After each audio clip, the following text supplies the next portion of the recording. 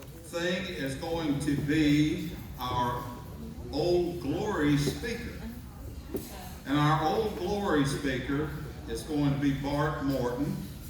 And we're glad that he's come to be with us tonight. He is a student at Webb School, and he is a Star Scout. And we're just grateful to have you. And we appreciate you coming, Bart. Thank you. Yes, sir. I am the flag of the United States of America.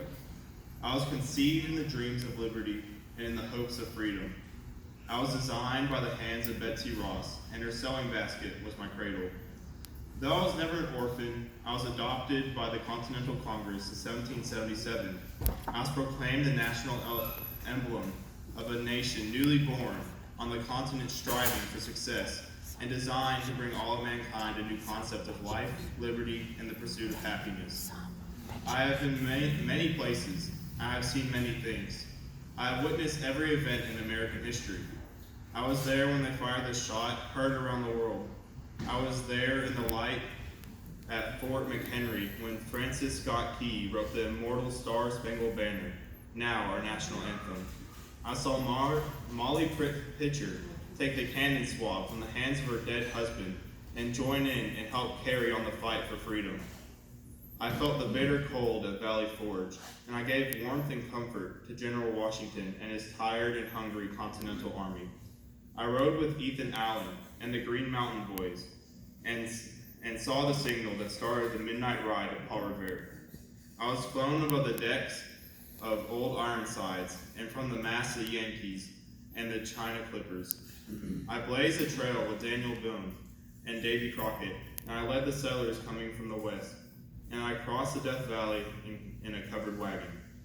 Once, I fell to the ground at Custer's last stand, and there were no living hands to help pick me up. Then I galloped the slopes of San Juan Hill with Teddy Roosevelt and the Rough Riders of the U.S. Cavalry. I saw many of our nation's men and youth fall to the ground and lie still in death.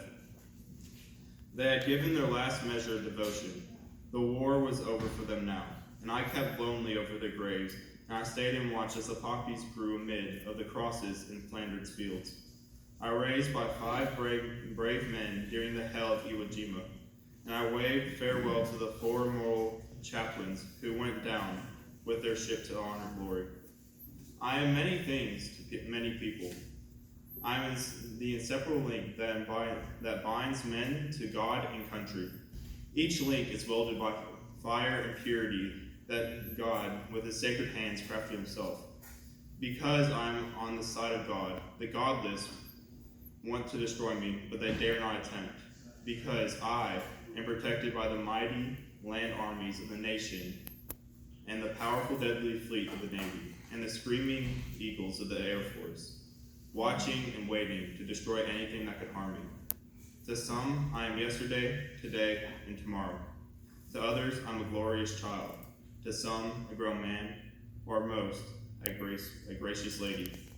I have several names: the red, white, and blue, the Star-Spangled Banner, the Stars and Stripes, but I'm most commonly known by the nickname given to me by an old sea captain who called me Old Glory. It's been a little over 200 years, and I haven't changed much. I still have my original 13 stripes, but as each new state came into the Union, a new star was proudly placed on the constellation in my blue field, which started with 13, but now there are 50.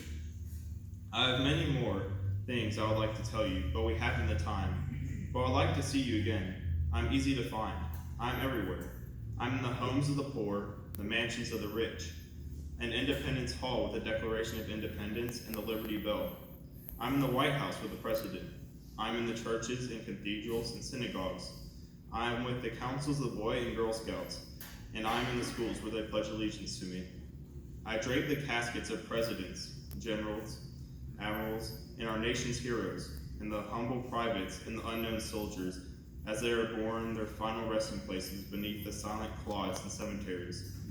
Wherever free men gather, wherever there is justice, equality, faith, hope, charity, truth, and brotherly love, there I am too.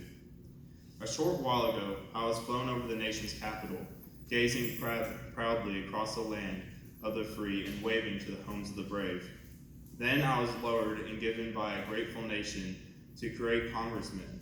He carried me across the continent to the shores of the Pacific and presented me to a group of World War I veterans at the Patriotic Hall in the City of Angels, where I became their official flag.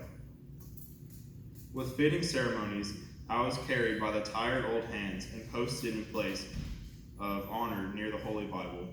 There I shall remain until, like old soldiers, I'll just fade away.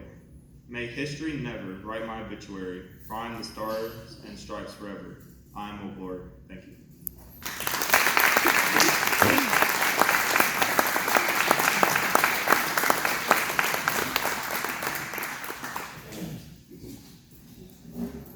Thank you so much for that, Bart. We really appreciate you giving voice to this grand lady that we call Old Glory and all of those other names. Had the